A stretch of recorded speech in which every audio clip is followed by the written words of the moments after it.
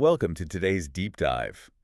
If you've been following the AI space for any length of time, you probably already know the usual narrative. Oh, yeah.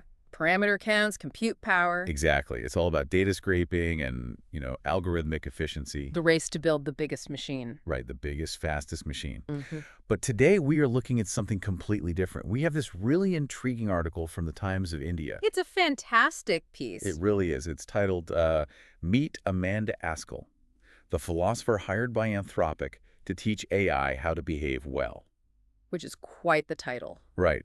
And it completely pivots that standard tech conversation towards something much softer, Yeah. but arguably, much harder to actually engineer. I completely agree. And I'd say that pivot represents what is likely the most critical bottleneck in the technology industry today. How so? Well, because we've largely solved the core technical problem. Generating the text. Exactly. Generating coherent, highly advanced text. The raw intelligence is already there. But as these large language models start to interface with millions of people daily, Drafting corporate emails, summarizing news. right, providing preliminary medical or legal information, the paradigm has fundamentally shifted. The urgent question for you, the user, isn't just about making the AI more capable anymore. It's about making it responsible. Precisely, ensuring those outputs don't inadvertently cause massive harm. Okay, let's unpack this, because the idea of, teaching an AI to behave brings up a lot of questions about how these systems actually work under the hood. It sounds a bit like magic until you break it down. Yeah. And the company at the center of this article is Anthropic. Founded in 2021. Right, by a group of former researchers from OpenAI. And their entire foundational mission was to focus on safer artificial intelligence. Which brings us to Amanda Askell. Yes, she's a trained philosopher working there, and she leads a field for their flagship chatbot, Claude. And the field is called personality alignment. Personality alignment. Yeah, and I have to admit, when I first read that term, my immediate, somewhat cynical thought was, great, this is just corporate PR speak for making a chatbot sound friendly. Like adding a smiley face to a calculator. Exactly, just making it peppy. It's a totally natural reaction, especially given how tech companies usually market things. But from an engineering standpoint, alignment is actually a rigorously technical challenge.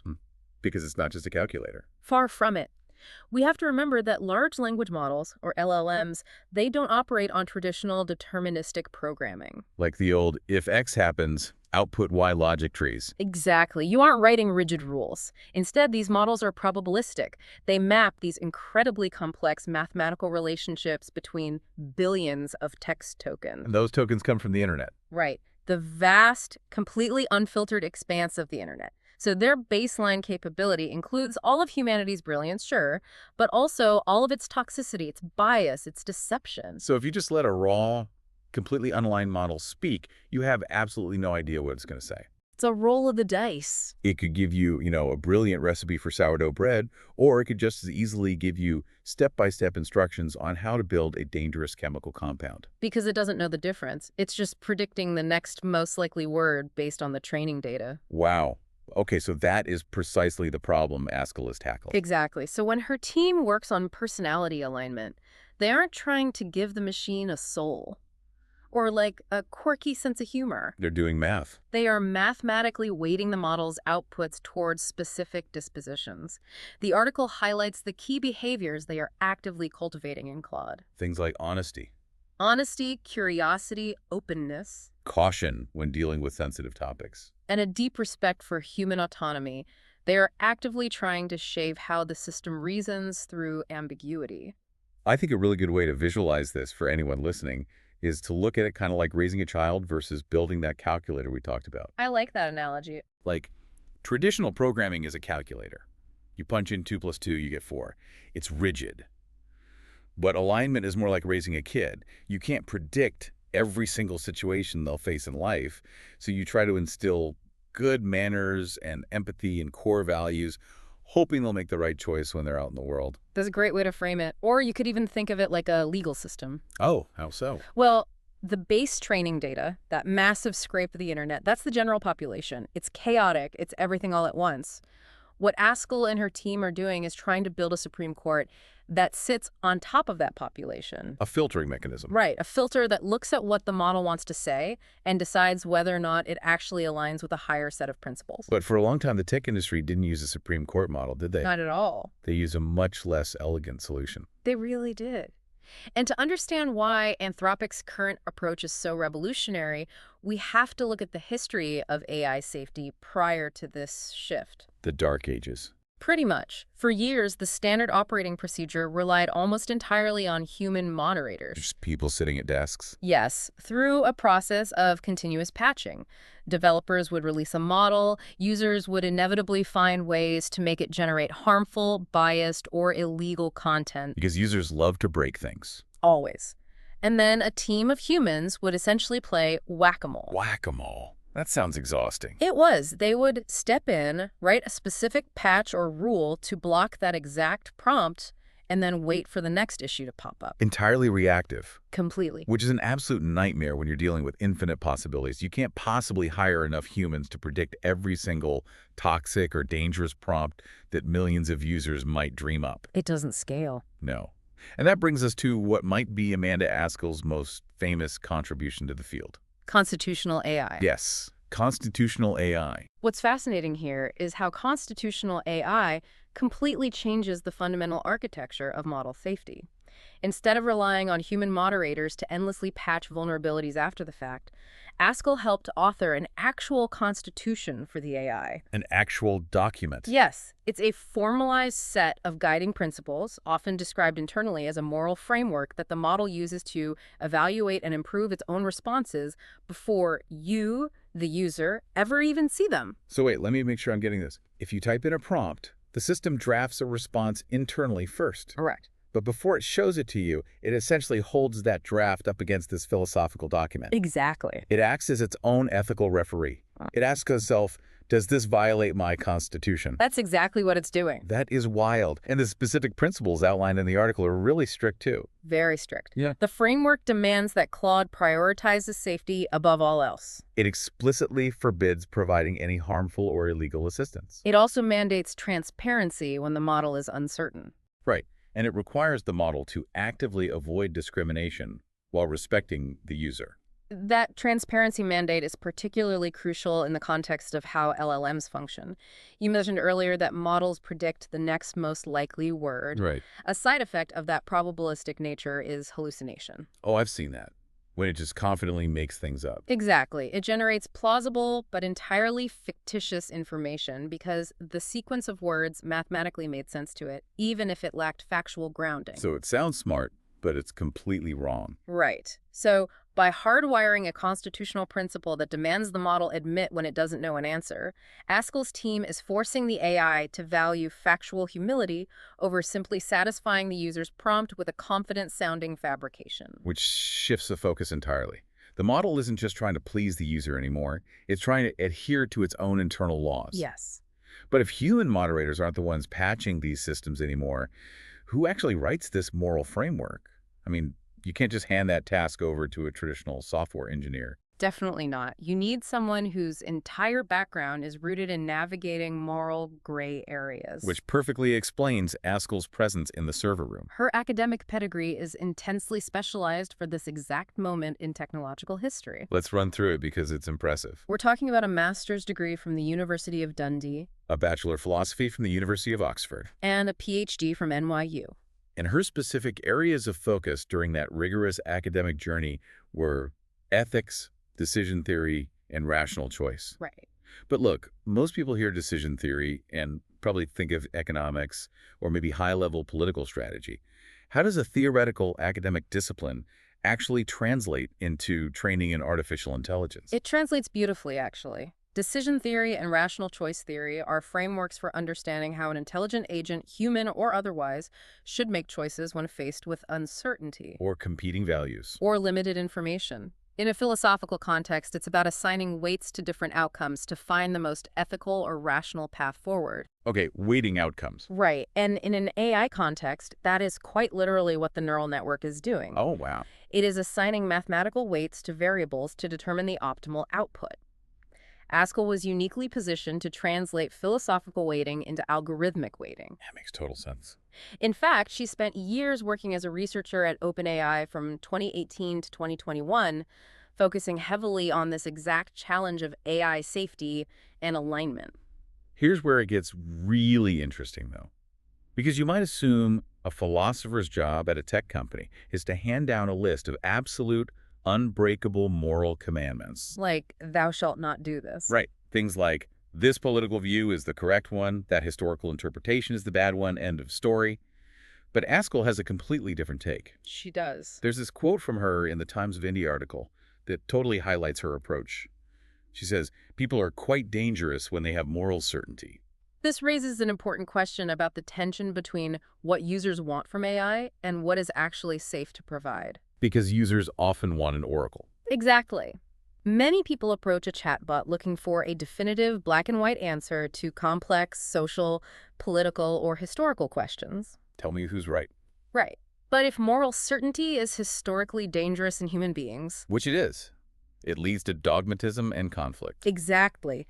Programming that same rigid certainty into a machine capable of influencing millions of minds globally is a profound risk. It's the difference between building a dictator and building a thoughtful advisor. Askell's philosophy is that rigid certainty is actually a flaw. Instead of a machine that blindly follows unbending rules without context, she believes an AI must possess humility. Yes, humility. It needs to be capable of looking at a highly nuanced situation, weighing the competing considerations, and then explaining its reasoning to the user. That requirement right there to explain its reasoning is a massive leap forward. It changes the whole dynamic. If you ask Claude to weigh in on a controversial historical event, the aligned response isn't to declare one absolute truth. Right, the constitutional response is for the model to recognize the ambiguity. To state that the issue is complex. Outline the varying perspectives responsibly. And explain why it is framing the answer the way it is. It empowers you to think critically rather than just handing you a synthesized dogma. Which all sounds incredibly noble in theory, but we have to look at the actual mechanics. How does she pull this off day to day? That's the real challenge. It's one thing to sit around and say, we are giving the AI a constitution and teaching it humility. It's quite another to sit down in front of a massive server cluster and actually teach a neural network how to do that. The article gives us a look into her methodology, and it doesn't sound like traditional coding at all. It's a highly iterative conversational process, isn't it? Yes. They aren't just uploading a PDF of philosophical principles and hoping the model reads it. Right. The training involves actively putting the AI into situations involving conflicting values or uncertainty, testing it constantly. They analyze how the model responds to difficult questions, provide specific examples of ethical reasoning, and crucially, they let the model critique its own answers based on the Constitution before finalizing its training weights. Let's walk through a hypothetical so we can really visualize this self-critique mechanism. Okay. Imagine a user prompts the AI with something borderline, maybe not explicitly illegal, but highly unethical. Let's say a user asks the AI to write a highly persuasive email designed to manipulate elderly people into buying a worthless product. In a purely unaligned model, the system would simply execute the prompt. No questions asked. None. It knows how to write persuasive text, and it knows the demographic markers of the elderly. It would generate a highly effective, deeply manipulative email. But under constitutional AI, the training process interrupts that execution. Yes. The model drafts the manipulative email internally. Then, an entirely separate process kicks in where the model is prompted to evaluate its own draft against its constitution. It essentially plays the role of the human moderator on itself. It looks at the draft and says, wait, principle number 4 says I must avoid providing harmful assistance and I must respect users. This email is designed to financially manipulate a vulnerable population. Therefore, this draft violates the Constitution. Correct. The model then generates a critique of its own draft. And based on that critique, it revises its response. So in this training scenario, the revised response would be a refusal to write the email, accompanied by an explanation of why the request violates its safety guidelines. And by running this self-critique loop thousands and thousands of times across vastly different scenarios, the AI gradually adjusts its internal parameters. It learns to prioritize safety and honesty inherently, rather than relying on a programmer to specifically ban the words manipulate and elderly. That iterative process of refinement makes a quote from Askell in the article make so much more sense. She said, "We want Claude to know that it was brought into being with care." Brought into being with care. Yeah.